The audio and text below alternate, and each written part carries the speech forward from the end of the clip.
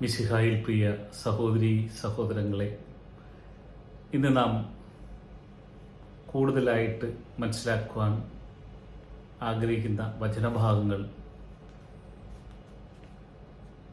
വിശുദ്ധ മത്തായിയുടെ സുവിശേഷം 26-ാം അധ്യായം 20 മുതൽ 25 വരെയും, മാർക്കോസിന്റെ സുവിശേഷം 14-ാം അധ്യായം 17 മുതൽ 21 വരെയും, ലൂക്കായുടെ സുവിശേഷം 22-ാം അധ്യായം 21 മുതൽ 23 വരെയും, യോഹന്നാന്റെ സുവിശേഷം 13 അധ്യായം 21 മുതൽ 26 വരെയും പ്രതിപാദിക്കുന്നത് ക്രിസ്തു ശിഷ്യനായിരുന്ന യൂദാസിന്റെ വഞ്ചനയെക്കുറിച്ചാണ്. അപ്പക്കഷ്ണം സ്വീകരിച്ചതിനെ തുടർന്ന് സാത്താൻ അവനിൽ പ്രവേശിച്ചു. അതെ, നാം ഇന്ന് ഇതുമായി ബന്ധപ്പെട്ടുകൊണ്ട് നമ്മുടെ തിരുസഭയിലെ, പ്രത്യേകിച്ച് സീറോ മലബാർ സഭയിൽ ഇന്ന് ദിവ്യബലിക്കെതിരെ പ്രവർത്തിക്കുന്ന ശക്തി, അതെ, ദിവ്യബലിക്കെതിരെ പ്രവർത്തിക്കുന്ന ശക്തി അശുദ്ധമായ ശക്തിയാണ്. ആ ശക്തിയെക്കുറിച്ചിട്ട്, അശുദ്ധിയുടെ അരൂപിയെക്കുറിച്ചിട്ട് ദൈവത്തിൻ്റെ വചനം നമ്മളെ ഉദ്ബോധിപ്പിക്കുന്നുണ്ട്. കർത്താവിൻ്റെ ശിഷ്യന്മാർ യേശുവിനോട് ചോദിച്ചു, ലോകത്തിൻ്റെ അവസാനം എന്ന്. അതെ, കർത്താവ് ശിഷ്യരെ അറിയിക്കുന്നത് അശുദ്ധിയുടെ അരൂപികൾ വിശുദ്ധ സ്ഥലത്ത് വന്നു ചേരുമ്പോൾ ലോകത്തിൻ്റെ അവസാനമെന്നാണ്. കർത്താവായ യേശു തൻ്റെ ഉദ്ധാനത്തിന് ശേഷം താൻ തിരുസഭയെ സ്ഥാപിച്ചു പത്രോസിലൂടെ. എന്തിനായിരുന്നു ഈ തിരുസഭ സ്ഥാപിക്കുവാൻ കാരണം? വളരെയധികം പ്രലോഭനങ്ങൾ നിറഞ്ഞ ഈ ഭൂമിയിൽ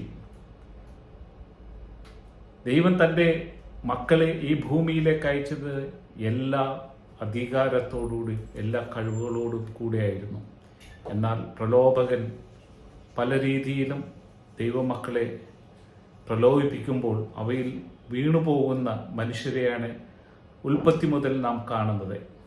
അങ്ങനെ മാനവരാശിക്ക് നിത്യനാശത്തിലേക്ക് പോകുവാനുള്ള അവസരത്തിൽ നിന്ന് വീണ്ടെടുക്കുവാൻ വേണ്ടിയിട്ടാണ് ദൈവം സ്വന്തം പുത്രനെ ഭൂമിയിലേക്ക് അയക്കുന്നതും ദിവ്യബലിയായി മാനവരാശിയെ രക്ഷിക്കുവാനായിട്ടുള്ള ആ ബലി അർപ്പിച്ചതും. ആ ബലി നമ്മൾക്കിന്നും അതിലൂടെ എല്ലാവിധ ആത്മീയ അനുഗ്രഹങ്ങളും ലഭിക്കുവാനായിട്ട് പുത്രനായ യേശു സ്ഥാപിച്ച തിരുസഭ, ആ തിരുസഭയിലൂടെ ഓരോ കൂദാശകളിലൂടെ നാം ശക്തരായിക്കൊണ്ട് ദൈവം നമ്മൾ ഏൽപ്പിച്ചിരിക്കുന്ന ദൗത്യങ്ങൾ പൂർത്തീകരിക്കുക എന്ന് തന്നെയാണ് ദൈവജനത്തിൻ്റെ ആവശ്യകത. ഈ വചനത്തിലൂടെ വിശുദ്ധ മത്തായിയുടെ സുവിശേഷം 26-ാം അധ്യായം 20 മുതലുള്ള വാക്യങ്ങൾ നാം വായിക്കുമ്പോൾ കർത്താവിൻ്റെ വചനം നമ്മളെ അറിയിക്കുന്നത് യേശുവിൻ്റെ പെസഹ കാലഘട്ടത്തിലാണ്. പെസഹ ഒരുക്കിയ ശേഷം വൈകുന്നേരമായപ്പോൾ യേശു 12 ശിഷ്യന്മാരോടൊത്ത് ഭക്ഷണത്തിലിരുന്നു. ഭക്ഷിച്ചുകൊണ്ടിരിക്കെ അവൻ പറഞ്ഞു, സത്യമായി ഞാൻ നിങ്ങളോട് പറയുന്നു, നിങ്ങളിൽ ഒരുവൻ എന്നെ ഒറ്റിക്കൊടുക്കും. അവർ അതീവ ദുഃഖിതരായി, കർത്താവേ, അത് ഞാനല്ലല്ലോ, പാത്രത്തിൽ കൈമുക്കുന്നവൻ എന്നെ ഒറ്റിക്കൊടുക്കും. മനുഷ്യപുത്രൻ എഴുതപ്പെട്ടിരിക്കുന്നത് പോലെ പോകുന്നു. എന്നാൽ മനുഷ്യപുത്രനെ ആര് ഒറ്റിക്കൊടുക്കുന്നുവോ അവന് ദുരിതം. ജനിക്കാതിരുന്നെങ്കിൽ അവന് നന്നായിരുന്നു. അവനെ ഒറ്റിക്കൊടുക്കാനിരുന്ന യൂദാസ് അവനോട് ചോദിച്ചു, ഗുരു, അത് ഞാനോ? അവൻ പറഞ്ഞു, നീ പറഞ്ഞു കഴിഞ്ഞു. ഈ വചനഭാഗം നാം വായിക്കുമ്പോൾ പരിശുദ്ധാത്മാവ് നമ്മെ ബോധ്യപ്പെടുത്തുന്നത് കർത്താവായ യേശു സ്ഥാപിച്ച സഭയ്ക്കെതിരെ പ്രവർത്തിക്കുന്ന ദൈവജനവും സന്യസ്തരും പുരോഹിതരും മനസ്സിലാക്കേണ്ട ഒരു ഭാഗമാണ്. നിങ്ങൾ യേശു സ്ഥാപിച്ച സഭയെ ഒറ്റിക്കൊടുക്കുന്നുവോ? സഭയ്ക്കെതിരെ നിങ്ങൾ പ്രവർത്തിക്കുന്നുവോ? ദൈവജനത്തിന് നിങ്ങൾ ദുഷ്പ്രേരണ നൽകുന്നുവോ? ഇതാണ് ഈ ഭാഗങ്ങളിലൂടെ പരിശുദ്ധാത്മാവ് നമ്മെ ബോധ്യപ്പെടുത്തുന്നത്. കർത്താവിന്റെ ലക്ഷ്യം ദൈവജനം ഒരിക്കലും നശിക്കരുതെന്നാണ്. എന്നാൽ ഈ തിരുസഭയിലൂടെ ദൈവജനത്തിന് വഴിയും സത്യവും ജീവനുമായ യേശുവിനെ നൽകേണ്ടവരായ പുരോഹിതരും മെത്രാന്മാരുമെല്ലാം ഇന്ന് കർത്താവിനെ നൽകുന്നതിന് പകരം അവർ ലോകത്തെ സ്നേഹിച്ചുകൊണ്ട്, ലോകത്തിന്റെ അധികാരത്തെ കാംക്ഷിച്ചുകൊണ്ട്, സുഖലോലുപതയെ കാംക്ഷിച്ചുകൊണ്ട് അവർ കർത്താവിനെതിരെ പ്രവർത്തിക്കുന്നു. അതെ, തെരഞ്ഞെടുക്കപ്പെട്ടവർ പോലും കർത്താവിനെതിരെ പ്രവർത്തിക്കുന്ന ഒരു കാലഘട്ടത്തിലൂടെയാണ് നാം സഞ്ചരിച്ചുകൊണ്ടിരിക്കുന്നത്. എന്താണ് ഇതിന് കാരണം? സാത്താൻ തന്റെ പ്രലോഭനങ്ങളുമായി മനുഷ്യരിലേക്ക് അടുക്കുമ്പോൾ തീർച്ചയായും ജ്ഞാനമുള്ളവന് മാത്രമേ അത് തിരിച്ചറിയുവാൻ സാധ്യമാവൂ. ലോകത്തെ മാത്രം ഫോക്കസ് ചെയ്തുകൊണ്ട്, ലോകത്തിന്റെ സുഖം മാത്രം കാംക്ഷിച്ചുകൊണ്ട്, ലോകത്തിന്റെ അധികാരം മാത്രം കാംക്ഷിച്ചുകൊണ്ട് ഇന്ന് ജീവിക്കുന്ന പല പുരോഹിതരും മെത്രാന്മാരും സന്യസ്തരും അൽമായരുമെല്ലാം ദൈവപുത്രനെ ഒറ്റിക്കൊടുക്കുകയല്ലേ ചെയ്യുന്നത്? ദൈവം സ്ഥാപിച്ച തിരുസഭയെ ഒറ്റിക്കൊടുക്കുകയല്ലേ ചെയ്യുന്നത്? തീർച്ചയായിട്ടും ദൈവജനം തിരിച്ചറിയണം. അതിന് നിങ്ങളിൽ പരിശുദ്ധാത്മാവിന്റെ നിറവ് ലഭിക്കണം. പരിശുദ്ധാത്മാവിന്റെ നിറവ് ലഭിക്കണമെങ്കിൽ എളിമയുണ്ടാകണം, വിശുദ്ധി ഉണ്ടാകണം, അനുസരണം ഉണ്ടാകണം. സഭ ദൈവജനത്തിന് നന്മയ്ക്ക് വേണ്ടിയാണ്. ഈ ദൈവരാജ്യത്തിൽ നിന്നും സ്വർഗീയ രാജ്യത്തിലേക്കുള്ള യാത്രയാണ് നാം കാംക്ഷിക്കുന്നത്. നിത്യാനന്ദം പ്രാപിക്കുവാൻ ദൈവപുത്രൻ യേശു സ്വർഗത്തിൽ നിന്ന് ഇറങ്ങി വന്ന് നമ്മെ ഓർമ്മപ്പെടുത്തിയ ആ സ്വർഗീയ രാജ്യത്തിലേക്ക് പ്രവേശിക്കുവാൻ സ്ഥാപിച്ച തിരുസഭയ്ക്കെതിരെ പ്രവർത്തിക്കുന്ന പുരോഹിതരെ, മെത്രാന്മാരെ നിങ്ങൾ ഒന്ന് ഓർത്തുകൊള്ളുവിൻ.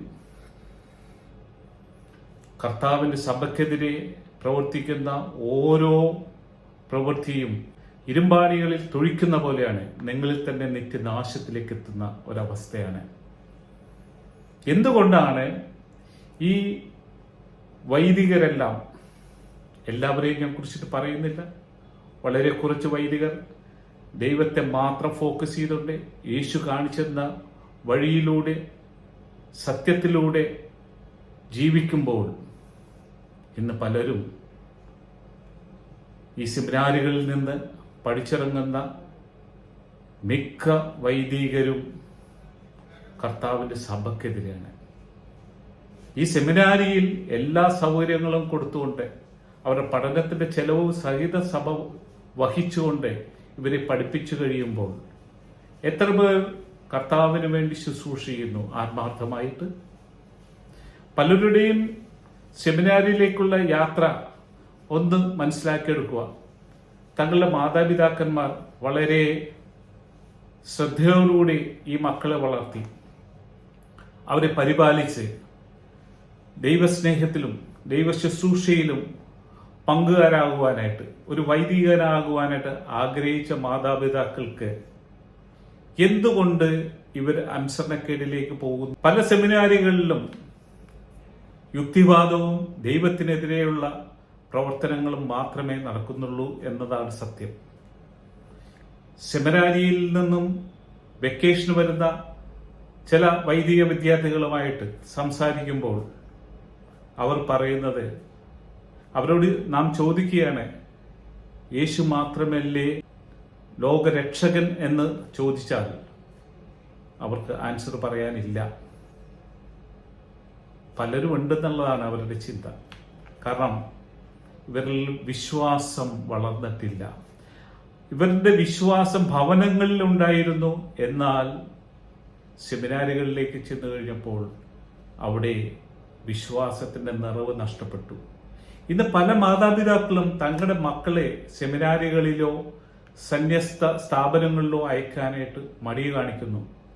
എന്തെന്നാൽ അവിടെ നിന്ന് വരുന്ന പലരും ദൈവത്തിനെതിരെയുള്ള പ്രവർത്തനങ്ങളിൽ മുഴുകിക്കൊണ്ട്, അനുസരണക്കേടിൽ മുഴുകിക്കൊണ്ട്, കർത്താവ് സ്ഥാപിച്ച സഭയ്ക്കെതിരെ പ്രവർത്തിച്ചുകൊണ്ട് നിത്യനാശത്തിലേക്ക് പോവുകയാണെന്ന് ഈ മാതാപിതാക്കൾക്ക് മനസ്സിലാവുന്നു.